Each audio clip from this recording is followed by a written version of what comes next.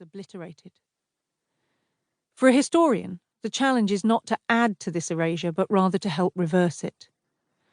For me, the use of the word savage in my title, a racial slur which crops up all too frequently in sources, is a way to invert the expectations of both conquistadors and contemporary readers. For the indigenous travellers in my work, Europe was the savage shore, a land of incomprehensible inequality and poverty that defied pre-invasion values and logics, where resources were hoarded, children ruled great kingdoms, and common people were meant meekly to accept injustices without dissent. Where the slur occurs in sources, I will use it only when in quotation and as sparingly as possible. Writing as a white British historian, working with sources that are too often about, rather than by, native people, I make the deliberate inversion of the imperial perspective central to my approach. I cannot and should not speak for indigenous peoples, but wherever possible I will centre their voices and perspectives, allowing them to tell their own stories, valuing their knowledge and respecting the views of their descendant communities, who are of course far from homogeneous in their attitudes or outlooks. This book covers a kaleidoscope of indigenous cultures, communities, peoples and individuals, each with quite specific and equally valid ideas about what they prefer to be called. None of these terms is universal. In Mexico and much of South America, people tend to use pueblos indígenas, indigenous peoples, and the term indios, Indians, has fallen out of use because it has often been used as an insult, like calling someone a peasant. But both indio and indigenas are common in Brazil, and indio is the most common term in my manuscript sources. In what is now the United States, Indian and American Indian are usually rejected by scholars as Eurocentric and inaccurate. After all, Columbus had not reached India. But these words have at times been reclaimed. The National Congress of American Indians is the oldest and largest organization representing tribal interests in the United States, and the American Indian movement, formed as a powerful protest group in the second half of the 20th century, still has many chapters.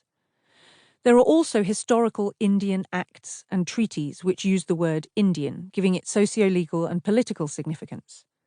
The US Census counts American Indians and Alaska Natives, putting indigenous Hawaiians and other Pacific Islanders into a separate category, largely to deny them access to funding and protections. Although many people across North America still identify themselves as Indian for a variety of reasons, or even the phonetic NDN, which is a playful way of reconciling older identities with newer ones, it is increasingly considered to be derogatory. Native American has become popular in recent decades, but is challenged by many native peoples as centering colonial racial categories and validating the settler state by implying that the concept of America existed even before the arrival of Europeans. The term can also exclude people who are not Americans in the way we most often use the term, enfranchised citizens of the United States of America. In Canada, Aboriginal is the official government designation for the original inhabitants of the region, who tend to prefer to call themselves Indigenous, Inuit, who are not typically Indian in legal terms, Métis, or perhaps most often First Nations.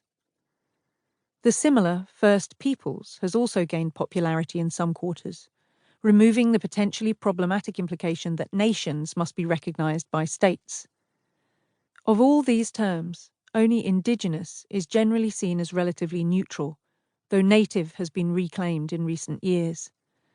The former is the UN's favoured term, although even this falls foul of some Canadian groups who were oppressed under the French as Indigenes. So what route should be taken through this linguistic minefield? As all of these paths and preferences are valid, I think the only solution is one that defers to Indigenous peoples themselves. There are far too many uncomfortable associations for me to stride into this field and start classifying people like Columbus. It is not for me to say what people should call themselves. So I will respect the preferences of particular groups and favour their preferred terms where not limited by my sources. Indians will appear only to reflect the 16th century texts when they speak of Indios.